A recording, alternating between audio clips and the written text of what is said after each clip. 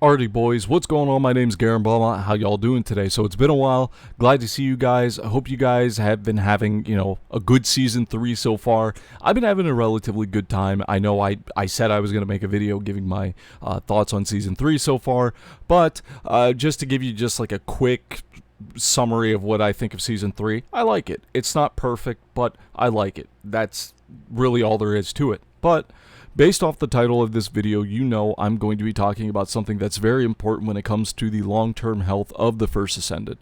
So if you guys don't know, there is actually two upcoming looter shooters that are going to be releasing to the market very, very soon. And those games are Duet Night Abyss and Borderlands. Now, Borderlands 4 to be exact. Now, I'm not really the biggest Borderlands fan. I played Borderlands 2, and that's probably like the closest I ever got to enjoying Borderlands.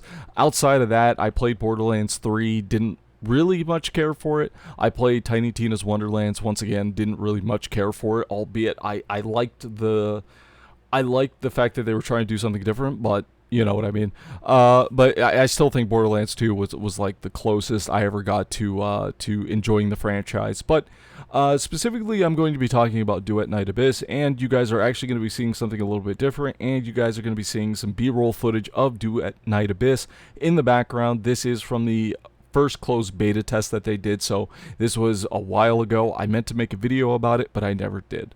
With that out of the way, so Duet Night Abyss recently got its release date. It's going to be coming out at the end of October, and excuse me, when the developers had been talking about Duet Night Abyss, they mentioned a couple of things that were really, really big for the game, and I think something that's really going to put the game much more into a lot of like looter shooter fans' radars, and that is the removal of the gacha system, the removal of the stamina system, and also the fact that now that they've removed the gacha system, there's no longer like the 4-star, 5-star system. Now every character is going to be like on the same level, so that means the 4-star characters are going to be balanced, and they're most likely going to be buffed to make them much stronger, to be in line with those 5-star characters. That way everybody feels like whatever character they pick, they're not making the wrong choice because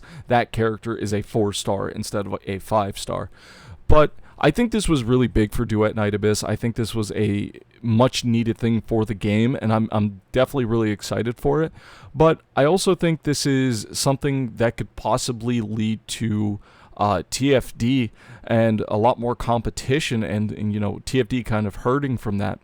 So TFD, for the past, I would say, year or so, the game really hasn't evolved too much in terms of its content variety, and this has been like a big topic when it comes to the game, and it's been a big complaint for a lot of people for months now, and that's content variety. And what kind of brought about this video was Destiny Rising came out. Yes, the mobile gacha Destiny game. I've been playing it because everyone else is playing it. I was like, you know what, I'll give it a shot. And for a mobile game, that game offers a variety of content. Like it's actually kind of crazy the kind of content that a mobile game is packing. And the game mode, one of my favorite game modes in Destiny Rising is Singularity. And Singularity is very simple. It is like 10 stages. It is a roguelike game mode where every stage you kind of like kill enemies or you do like certain objectives, but during it you can also like pick like different perks to make your character stronger and to give yourself like unique abilities, make you do more damage and stuff like that. It's so simple, but it's such a far cry from what we have in TFD, where it feels like in the first Descendant, everything is just, kill a bunch of mobs, move to next area, kill a bunch of mobs, move to next area. And I think this is really starting to hurt the game because it's really starting to become tiresome and boring. Now, I just want to say that I'm not saying any of this because I'm a TFD hater or, I hate the game or I want to be super negative. No, absolutely not. I'm saying this stuff because I love TFD. I love this game.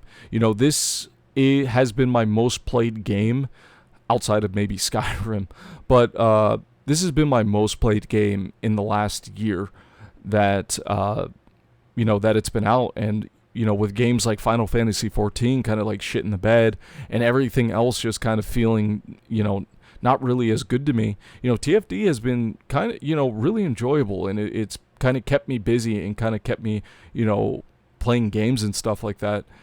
But I can't help but be a little bit concerned when it feels like the development team doesn't understand that they have to try a little harder when it comes to making new content. And I don't know if this is because back during season 1 we had invasion missions, and a lot of people were not happy with invasion missions, and I think rightfully so.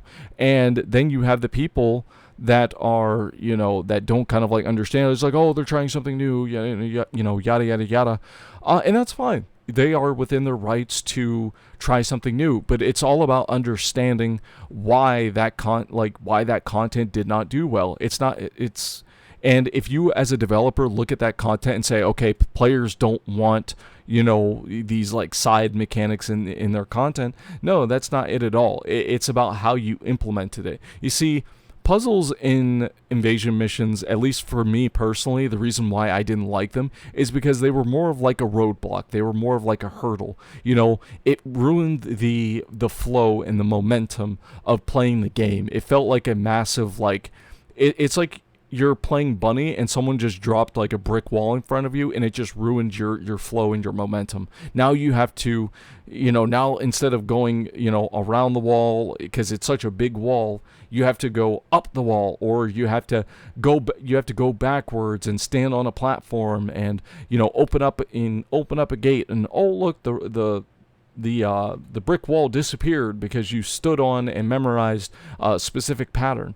It ruins the flow, and I think that's why a lot of people didn't like it. It ruined the feel of the game, and I'm really hoping that the developers looked at the negativity that came from invasion missions, and they realized that it wasn't the fact that we don't want any anything interesting going on when we're doing this content. It's more so that the way you implemented it with these puzzles, where they act as roadblocks that ruin the flow and the pacing of the game, it didn't feel good. It was terrible, and this is something that I could have did a better job in my invasion missions video, where I was just absolutely shitting on invasion missions. But this is something I could have definitely been a little bit more elaborate on, and I do apologize for that. But I don't really think this game is going to survive another year if all the content that we're getting is just hey, go to X area and kill a bunch of mobs. Like that's not enough. We need something interesting. We need something unique. We need some more effort being put into the content. This game is not going to survive another year off of go to said area, kill said mobs. It becomes tiring. It becomes boring. And I'm really hoping that the developers realize that there are more games coming out. There are more looter shooters that are going to be in this space, and Duet Night Abyss might be a game that a lot of TFD players might lean towards, because it's kind of like your waifu looter shooter kind of game, and it offers a lot of things similar to TFD, and offers a lot of things similar to Warframe. So and it's most likely going to have a much better story and a much more compelling story. So what I mean, it's time. This is like a wake-up call. I'm going to be like Legendary Drops. This is a wake-up call for Magnum. This is a wake-up call for the director and the producer. It's time to get your butts in gear, because this game really needs some tender loving care. It needs something interesting. It needs something to not only make people want to come back when they see it, but also make people stay, or make people stay because they want to experience that content. It just needs to happen, and I'm not saying this because I want to be a dick or I want to be an asshole. I'm saying this because I want this game to survive. I want to keep playing this game 2 years from now, 3 years from now. I've grown an attachment to the characters of TFD, and it's gonna feel really bad when, if this game ever shuts down and I can't see my Sharon again, or I can't see Bunny's ass cheeks again, or I can't see Freyna or Essimo or Lepic or any of these characters that we've grown an attachment to over the past, year plus that the game's been out. And I just really want the developers to really start putting their best foot forward. I don't want, season 4 to become, just, oh, hey, here's another dungeon that you're going to be repeating multiple times, and there's nothing interesting going on. You just go in it, kill a bunch of mobs, and that's really it. You know what I mean? I want to see something new. I want to see something fresh. I want to see something interesting. Like I've said in other videos, add like a survival game mode. Expand upon the survival mission game mode that's in Warframe. Make it bigger, make it better, make it more interesting. We have a 6-man Colossi fight now. What if we add some kind of 6-man gauntlet content? What if we add a roguelike game mode? What if we add a roguelike game mode and then we also have like a challenge mode that's harder, but it's more rewarding. I've also seen people mention the purple weapons in the game. Why don't we add some kind of system that allows us to turn these weapons into ultimate weapons? You know what I mean? Like, there's so many things that the developers can do, so long as they are willing to open up their brains and really just kind of take in, a lot of, what players are saying, and really take some ideas from the community. Because I feel like the community has a lot of great ideas. It's just, we need the developers to realize that, and we need them to kind of think about it and try and do something new and interesting. But I've been ranting on long enough, guys. I apologize for the hiatus. Just work and stuff like that has left me exhausted. But with that being said, guys, my name's Garen Belmont, and I will see you guys in the next video. Bye-bye.